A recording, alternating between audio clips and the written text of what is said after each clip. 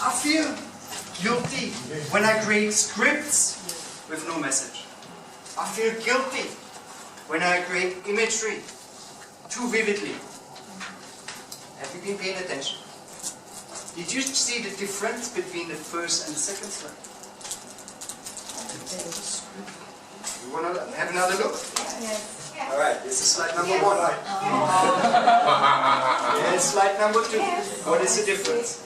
Guilty. Message.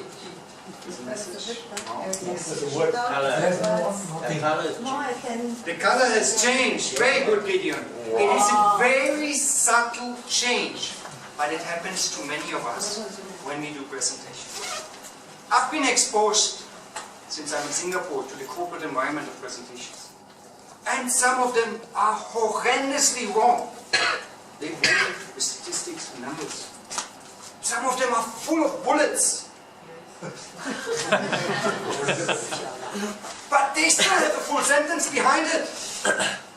Some of them are full of imagery where you don't know where to look. Left, right, center, front.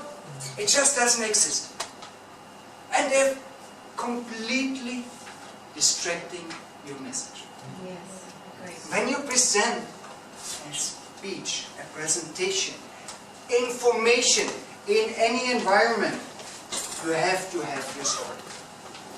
Ladies and gentlemen of Agora Speakers Singapore Club, members and presentation accolades. Today, you will learn about some shortfalls, but also some amazing, simple things how you can enhance your message. And maybe Lawrence will be able to present in front of Sean soon with the presentation. Don't be asking for to pay attention. Yes, you have to pay attention. That is correct. Now, when you create your story, when you create your presentation, the first thing you guys are going to use is what? Paper. Paper? You don't open your PowerPoint? Anybody opens the PowerPoint? When you have to create a presentation, straight away you open PowerPoint, you start building it. Yes, many of us have come across it. And that's the worst error you can make. Because when you create a PowerPoint, you don't create a story behind it. You just put one image after another, adjust it with sentences and bullet points. What you need to do is go back. You need to build your story first.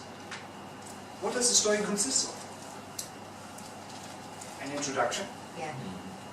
a body, Body. and Conclusion. a conclusion. That is correct. And how do you going to do that? Well, yes, you can go old school. You use pen and paper. Or you be like me, a Microsoft fanatic, and let's just start using words. Words is one of the best tools you can use to create your story. For those Steve Jobs fans out here, I don't know what tools you guys are going to use, but use a similar tool. It helps you not only to create your story, but build art with it, because you can move around your words at any time, whenever you want. Tip number 1, build your story outside of PowerPoint. Once you have your story built, move to PowerPoint. Now, it can be quite challenging to segregate and check what I put where. Yes, that is correct. That is a hint of my message for you. When you create your PowerPoints, you take the message from your Word document, cluster it in different paragraphs, and then assign one slide per paragraph. These information in your paragraphs, you then use to put here in this little note section below. There you have all your information suddenly written where you want to put it. That's point number 2. But point number 3 is the most daunting one for many of us.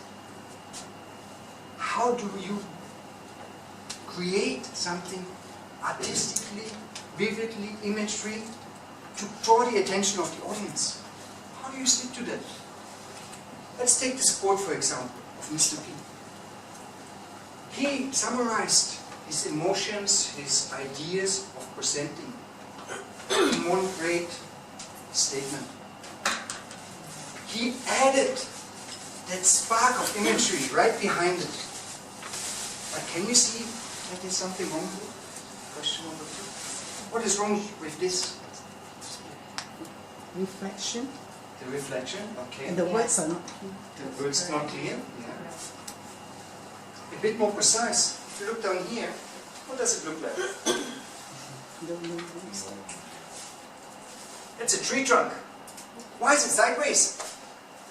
Why is the sun shining sideways? Why is the building up here standing on the side? When you insert images, make sure that they have the correct layout, that they're in the right shape. So here he failed to put it up, vertical. Because once he puts it vertical, he has all this dark space where his message can shine through even better. Now, here's just 3 tips you have received today. First of all, you need to know what writing tools you can use to create your story, your image. Then you can allocate each story, each part in your PowerPoint for a paragraph. And thirdly, you can anchor those points with just a simple image, with just a simple message to bring your story across. Now, if you still feel that this is too overwhelming for you, just contact us. We can help you build your business, your image suite at any point of time. Because your achievement is our success. Thank you so much.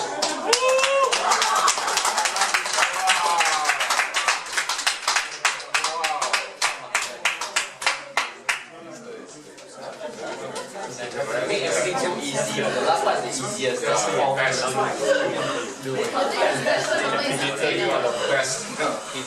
What a salesmanship. Excellent. Okay. Now we would like to have 2 evaluators. Jenny is the first one. Second one is Gideon. 2 minutes, Jenny, to read on this.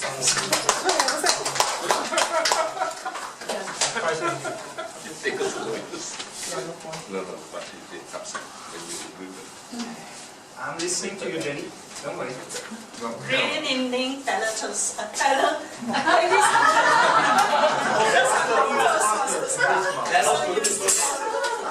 Yeah, it's okay. Peter, I like the way you use the source, Microsoft. And that is a reference point where you have to give the credit to the company itself. Second thing, the striking point about your presentation, you gave us the art of how to do a good and effective presentation. I thought that was a valuable piece of information that you shared with us. And by the way, since he's from a consultancy firm, this time he didn't charge us. Yeah. Peter, your voice, your articulation was solid. You were loud enough and your emphasis was also very deep dive. And I like the way you express and you convince us. No wonder you're from the consultancy firm and I'm sure you have a lot of customers. Yes, of right? course. Yes, I'll be one of yours. Wow. Because I used to open up a PowerPoint and I started to have bullets writing on that, which I learned tonight. The valuable lesson from you. Thank you very much. What you can do to improve, I would suggest you come a little earlier. Test out your and also possibly bring a thumb drive with that one message slide. So in case certain equipment they are not compatible with the projector, you can use someone else's laptop. So this will make you more professional, see? Overall, thank you. A very striking, effective presentation. The best part is your ending slide. Swept me off my feet. Wow.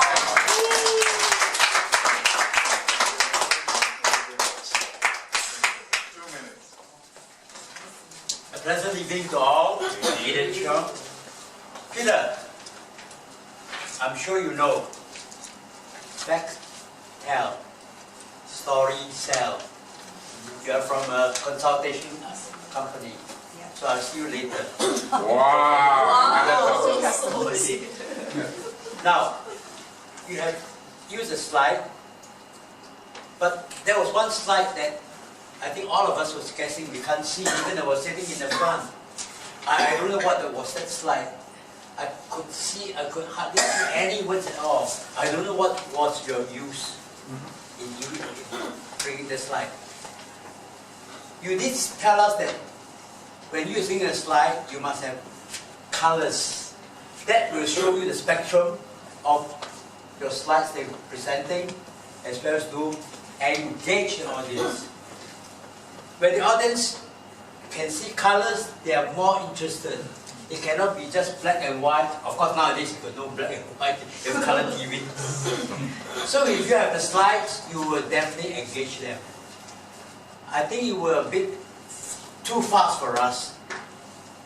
Note that not all of us are on the same wavelength of you because you are from a consultation company and you're actually trying to tell us how to present with the slides. You just like rattling through and give us no chance to absorb how to do it.